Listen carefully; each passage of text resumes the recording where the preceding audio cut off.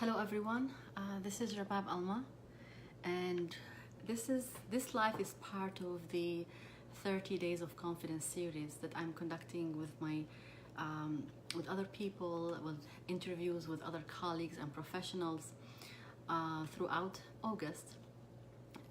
Today it's the life I will do it solo, and it's about, again, confidence, but how to be confident when you are from a sandwich generation. You're caring for young kids and ailing parents. Does that sound familiar? Are you in that situation?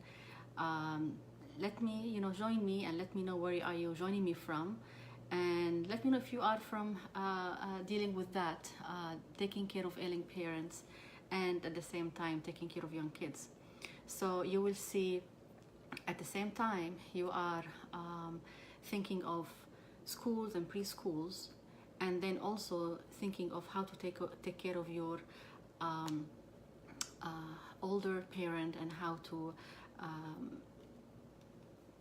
cater for them and their medications and their health care and other stuff. I will share my live with my other page and pages and groups. These lives are not meant for to replace medical or professional help. These are meant for general information and just to give tips to you and your families.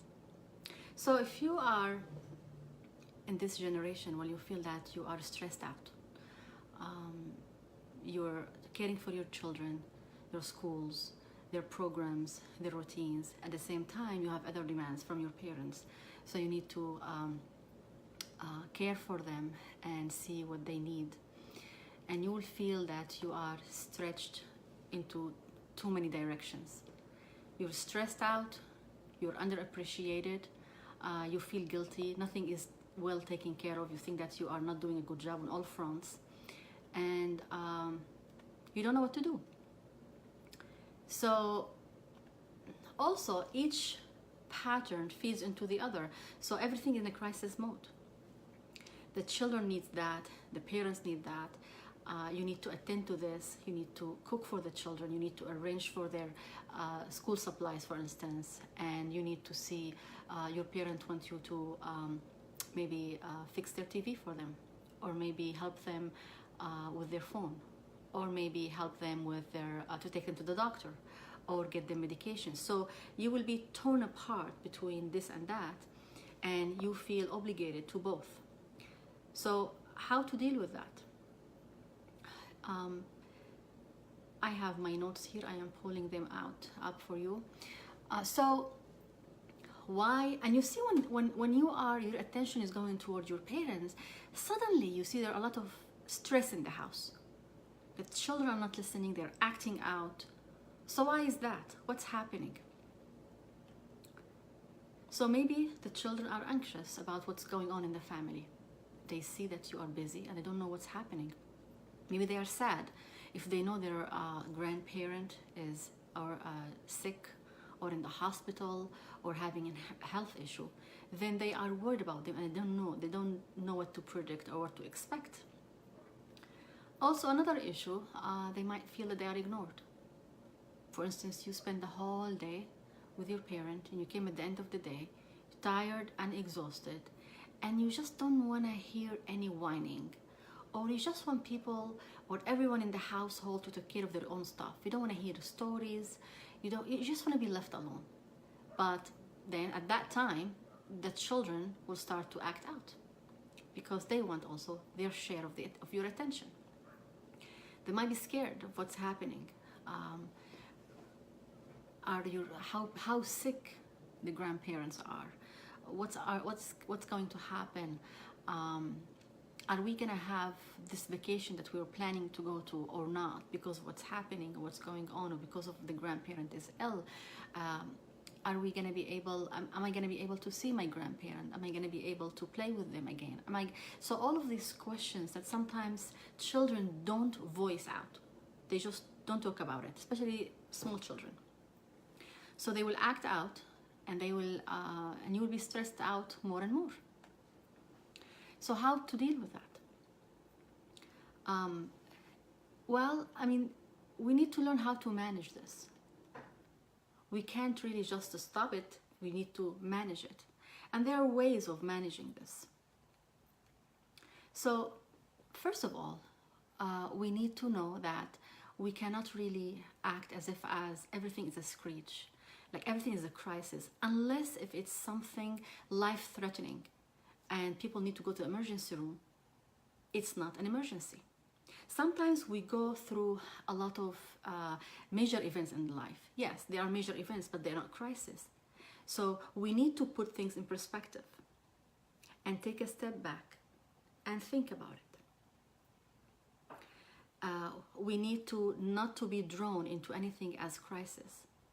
So not anyone calls you or tells you I'm in an emergency or I'm in a crisis, then you jump after it and you just drop everything and go. You need to assess and see, is it really a crisis? So the thing that helps really is just to breathe. Take a step back and pause. Pause and think about it.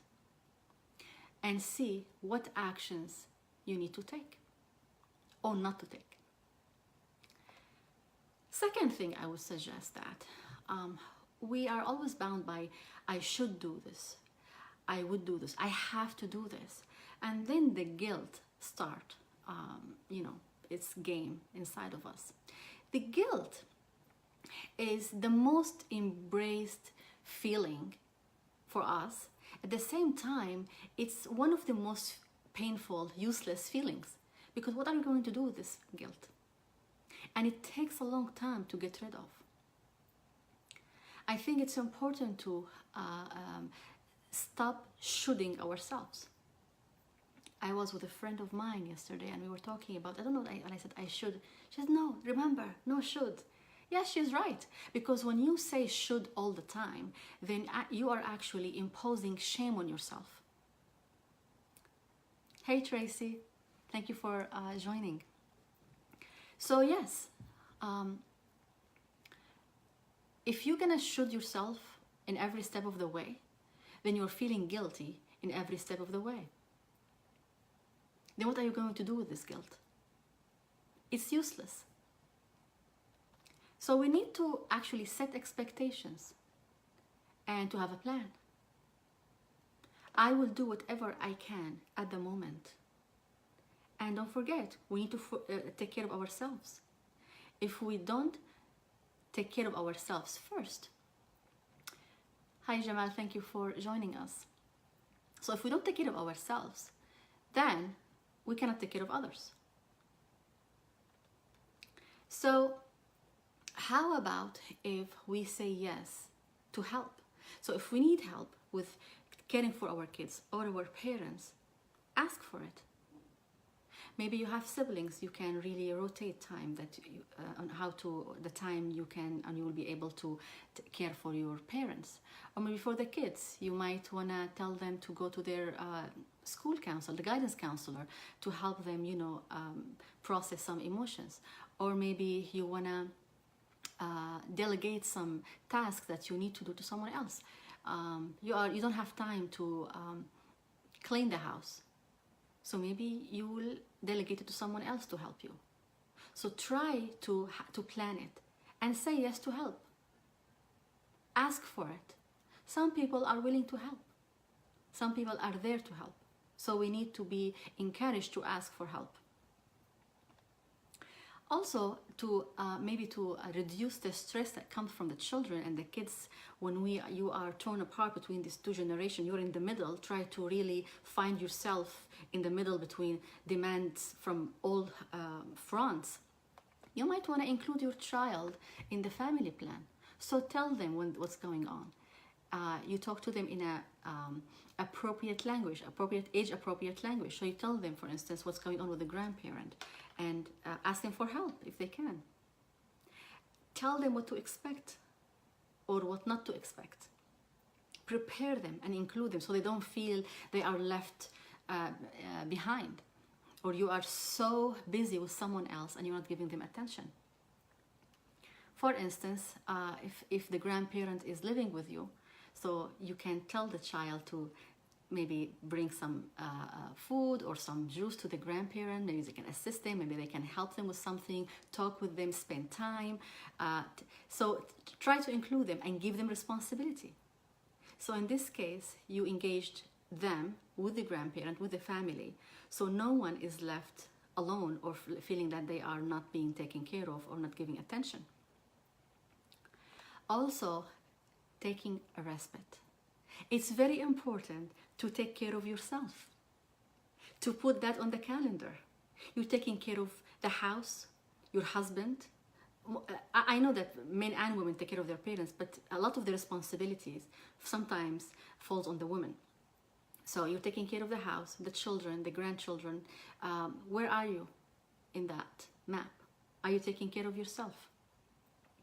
Calendar it. Put it on the calendar that this hour on that day you will do so and so for yourself, not for anyone else. And that's okay, because sometimes we feel guilty about doing that. And also in some cultures, and I hear that a lot from my clients, if you take care of yourself, that's considered selfishness. Or sometimes they will tell you, you are taking care of yourself, you're having fun, and you are not doing so and so. So you want to be comfortable enough not to listen to these voices, because some people, especially sometimes around us, they want just to instigate this guilt inside of us, and you want to give in to that, because at the end of the day, you yourself gonna get sick. If you're stressed out, I mean, remember one day, sometime in your life when you're so stressed out, a lot of things happening, and then you fall sick. This is the last thing you needed, and you fall sick because your body is telling you, enough is enough. You need to take care of me. So we want to be proactive and take care of ourselves before we fall sick. Taking care of others. Remember, when you go on the plane, they tell you, put your mask on yourself first and then on others. If you don't, then you're going to pass out.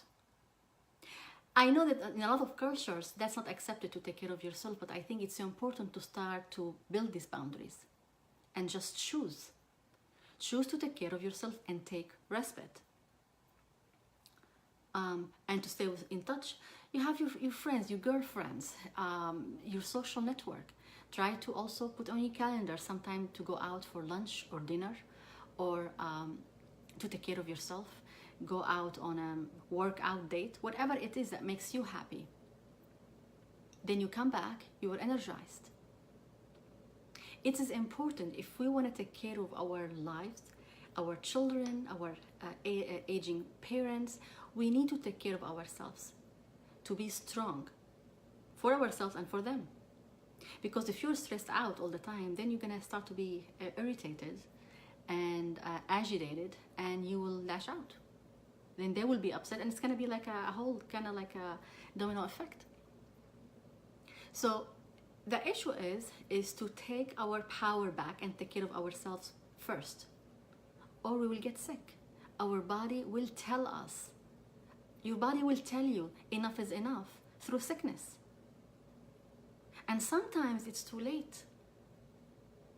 So if we don't start to take care of ourselves early on and start to create a plan, then this can affect us, as I said. I would love for you to put your comments in the comment section. Tell me what you think. Tell me if that makes sense to you. Let me know if you are in that situation when you are in this sandwich generation, you're taking care of your young kids and aging parents. Tell me how you feel about that. Are you stressed about it? Are you feeling that you are not appreciated? Are you feeling that you are exhausted? I mean, I think talking about it is very relieving. Sometimes we choose not to talk about feelings. Oh, hey Sahar, thank you for joining. Nazik, thank you for joining. So if we don't take care of ourselves, and if we don't create a plan, then we're gonna bear the consequences. This is part of the 30 Days of Confidence series that's gonna go on the whole month of August. And the goal of this is to boost confidence and to help people, and get some tips on just daily issues that we all go through. It's important to feel that you are not alone. You are not alone in this situation. There are a lot of people that are going through a lot. And sometimes we carry a lot of pain inside of us and we don't share it. And when we feel there's someone there that understands what we're going through and gives some tips, that can be a huge relief. I hope you are enjoying this live. And if you enjoyed it and you liked it, please hit like and share. You can put comments in the comment section and I will make sure to respond to you. Until I see you next time, have a wonderful night. Thank you for joining.